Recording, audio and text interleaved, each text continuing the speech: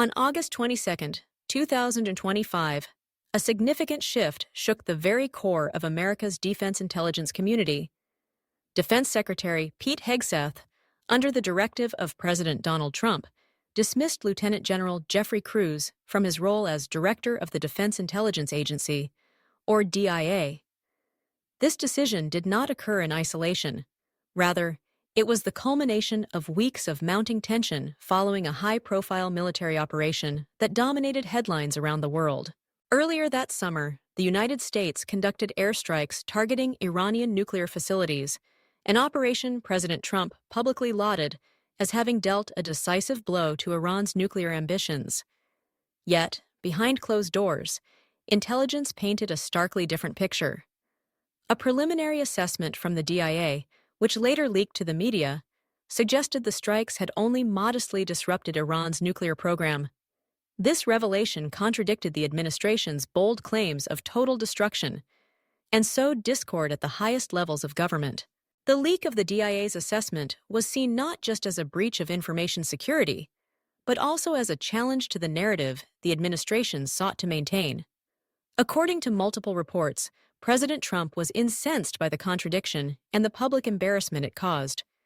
In response, Lieutenant General Kruse, known for his decades of service and commitment to objective intelligence, was removed from his post. This firing did not go unnoticed. Senator Mark Warner, the senior Democrat on the Senate Intelligence Committee, voiced grave concerns about the move. He described Kruse's dismissal as part of a troubling pattern where loyalty and political alignment appear to be valued over expertise and unvarnished analysis.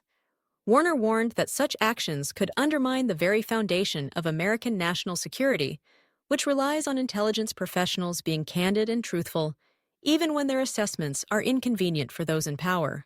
Kruse's ouster is not an isolated event. It follows another high-profile dismissal earlier in the year, when General Timothy Haugh, Director of the National Security Agency, was also abruptly removed amid similar tensions between intelligence findings and the administration's public messaging. These actions have sparked a broader debate about the politicization of intelligence and the potential long-term consequences for U.S. security.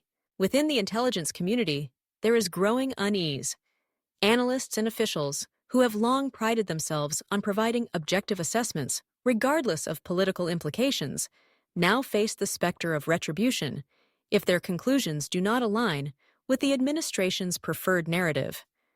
Critics warn that this could lead to a chilling effect where intelligence professionals self-censor or tailor their analysis to avoid conflict, ultimately degrading the quality and reliability of the information that informs America's most critical decisions. Supporters of the administration, however, argue that leadership changes are necessary to ensure that all members of the national security apparatus are aligned with the elected government's priorities. They contend that the president must be able to trust his advisors, especially in matters as sensitive as defense and intelligence. As Washington reels from these leadership shakeups, the implications remain uncertain. The immediate concern is that the removal of seasoned leaders like Lieutenant General Kruse and General Haugh could disrupt continuity and diminish institutional memory at a time of global instability. In the longer term, the enduring question is how the United States can safeguard the integrity and independence of its intelligence agencies in an era of increasing political polarization. For now, the eyes of the nation and the world remain fixed on the Pentagon, watching closely to see how America's intelligence community navigates this new chapter and what it means for the country's security and credibility on the world stage.